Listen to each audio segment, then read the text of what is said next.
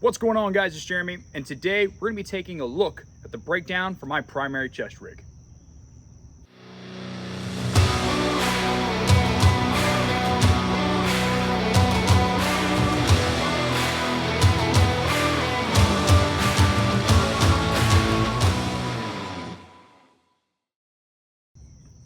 Now, I do want to start off by apologizing for the really long break in content production.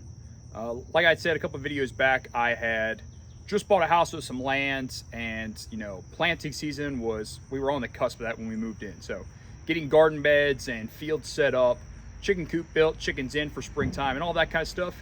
That was a very big priority for me, as well as just moving and adjusting to everything. So we've kind of started to settle a little bit. The projects are never done, but we're back at somewhat of a pace where I could probably knock out some more content, and hopefully things pick up as time goes on.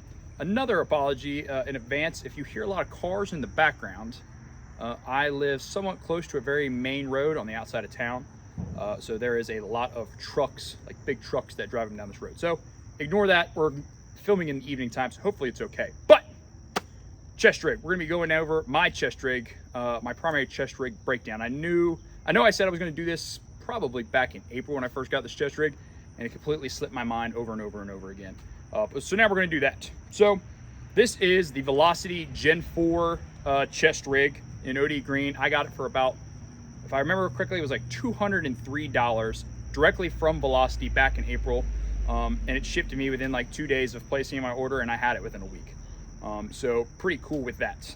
Paired with it, at the moment, I have a Haley Strategic dangler, which is my IFAC running off this at the moment, but we'll get more into that in a little bit.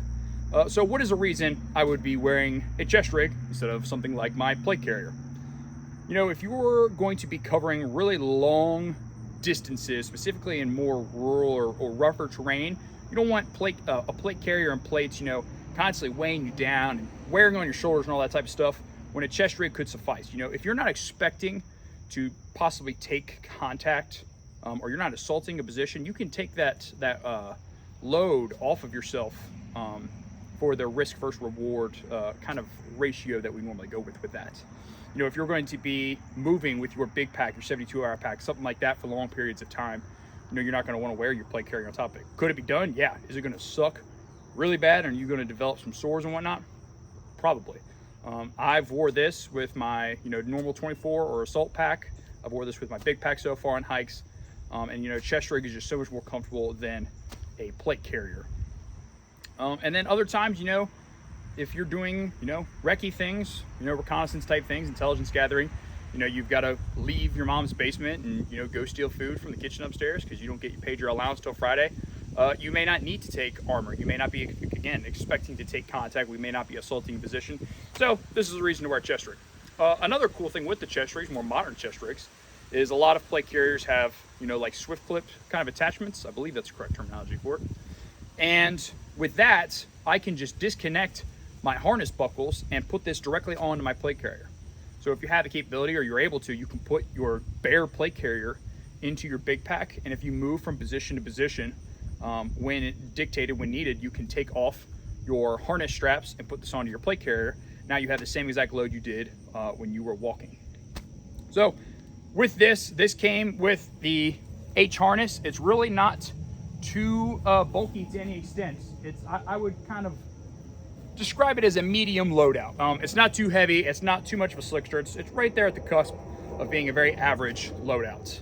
I like the H harness. I know some guys like the X harnesses, the crosses. The H harness is fine for me. I've wore the X's in the past. I don't personally like them because I feel like it rides up the backside of my armpits and into my lats a lot. Just kind of being a bigger, wider guy. Some people may find that it fits their body better.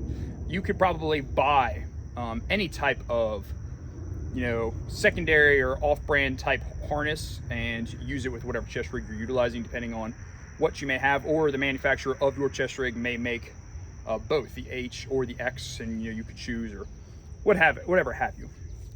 So with the chest rig, you're trying to keep things most of the time somewhat light and reasonable. There are times where you're going to have a much heavier, what we would call like a fighting load.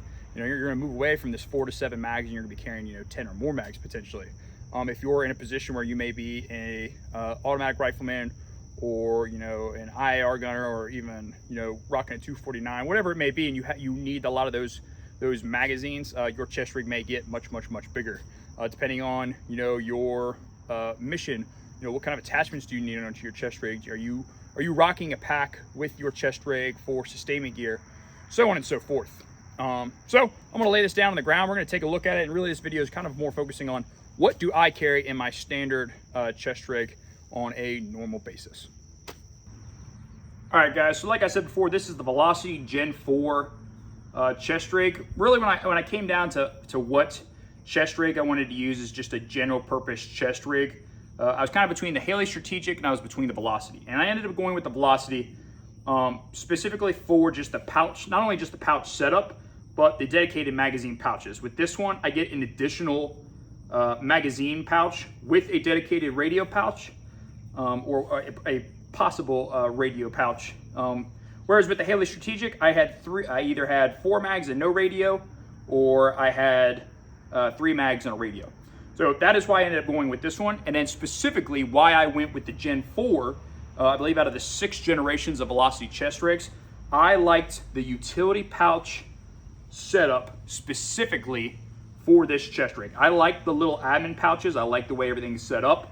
I think it keeps you both limited from stacking a bunch of crap that you may not need on your chest rig, while also giving you the ability to carry what you may need.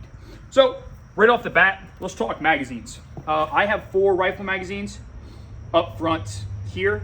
Now, it is important to note that in my big pack, or in my assault pack or my 24-hour pack, my patrol pack, whatever we're going to call it, I keep a spare magazine pouch or 2, depending on what I'm doing, that will go on my belt line, so I can carry more rifle mags if I need to. If I'm wearing my chest rig, more times than not, I normally do not carry my battle belts. I have just my dump pouch and my pistol in a Safariland holster on my belt connected to my pants, but I don't carry a dedicated battle belt or a war belt, whatever we're going to call it. That's not to say that I never would, but just for general purpose sake, I normally do not wear a battle belt when I'm wearing my chest rig, because normally it means I'm covering distance, a lot of distance. I may be wearing heavier packs, or I just may not feel the need to carry all that extra equipment. But in the event that I do keep some spare mag pouches, some singles in my pack, so I can add a couple rifle mags to my belt line if I need to. Because four up front here and then 1 in the gun is, we're teetering on the low end. That's only 5 mags, plus whatever you keep in your pack. Obviously, I keep, quite a few more magazines in my pack, but that's in my pack. It's not at the available ready. So we have 4 rifle magazines up front. We have 2 pistol magazines. If I wanted to, I could switch one of these pistol mags out for a multi-tool, or a handheld flashlight, something like that. We'll get to that part in a minute, because there are other additional pouches on this thing. But normally I keep 2 pistol magazines up here front in the center, which the reloads from here are a little slow, a little bit more difficult, but it's definitely doable with a little bit of practice. I normally keep things like a multi-tool and whatnot on the outside of my pack in a little utility pouch, so I'm not as worried about keeping that necessarily directly on my chest rig like I may with my plate carrier. While we're just talking about fighting load type stuff, in my far right pocket, these 2 pockets are identical. They have the same capability. I just have tucked this in and utilized the retention band on this side for my radio, and I kept this covered. I keep a single smoke grenade in this pouch, a white smoke grenade from IWA International. It's a fairly big pouch, so you could probably keep a number of different smoke grenades, flashbangs, whatever it may be, utility grenades in this pouch. This is a little small for this pouch, but this is what I have, what I'm working with right now. On my plate carrier, I keep smoke and flash, but for this, I just don't have the dedicated room, so I just kind of decided that on a normal basis, smoke takes more prevalence to what I need to carry over the flash, specifically since if I'm wearing this and it's not connected to a plate carrier, I more than likely am not expecting or not trying to take contact. Moving along, let's talk medical. So like I said before, I have the Haley Strategic dangler on this, and I have a full trauma IFAK in here, which it is the trauma IFAK refill kit that we sell here at Everyday Assistance Tactical. Gives you the ability to treat all 5 steps of March and then some. I keep that in here with a tourniquet on the bottom of that. And then additionally, I carry a tourniquet on the retention band in front of one of my magazines, just because I like to have 2 tourniquets. 2 is one is none. I don't have the ability to carry 4 tourniquets on here, which you don't. I don't. It's debatable whether you always need that many tourniquets as it is. But I at least have 2, which is good. And they're in a couple different positions, and they're easily identifiable. Moving along to more of the utility pouches. Right now, in this one, I do have one of my spare multi-tools in here, and then I keep a couple Cliff Bars in here. I very much think it is important to carry calories on you at all times, specifically small food like this. You can carry trail mix, jerky, Cliff Bars, granola bars, things like that, protein bars in here. I normally keep 2 in here. We just got done with the training last week, so I haven't restocked that yet. I like keeping calories on me. It's a real morale booster in the field. Sometimes if you're on a really long patrol, whatever you may be doing, it's nice to be able to just pull something out that's quick and easy to eat. This pouch can be used for a number of things. It's empty at the moment because on a normal basis, I put my phone in here and it fits very well, and I have it up front.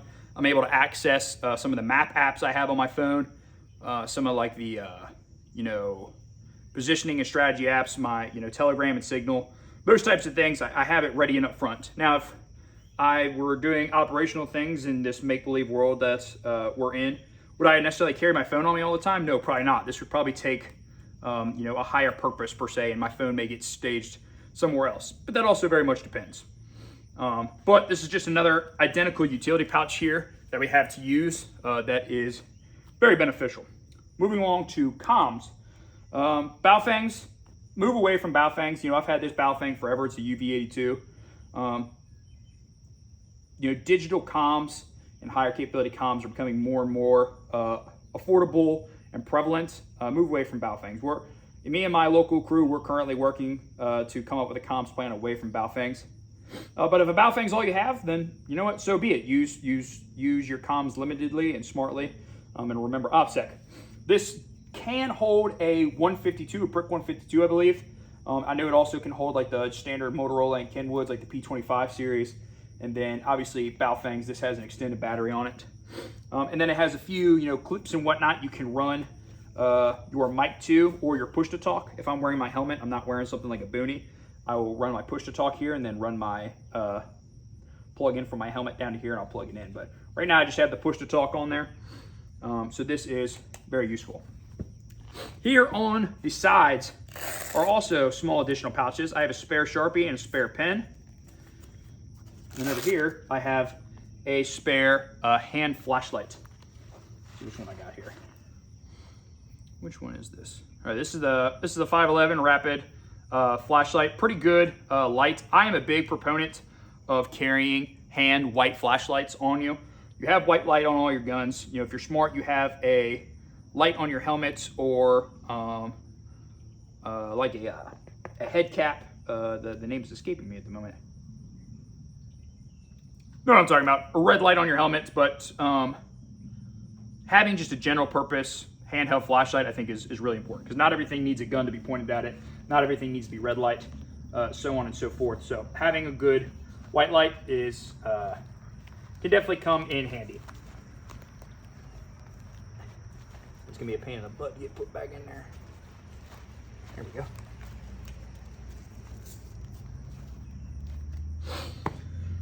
Now, additional positions that this has, this chest rig has a little center pouch here in between my magazines that can hold quite a few stuff.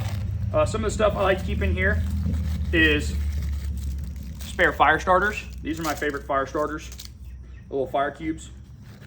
I always keep a notepad, a Right in the Rain, in my cargo pocket. Here's an additional little notebook for whatever you may need it for.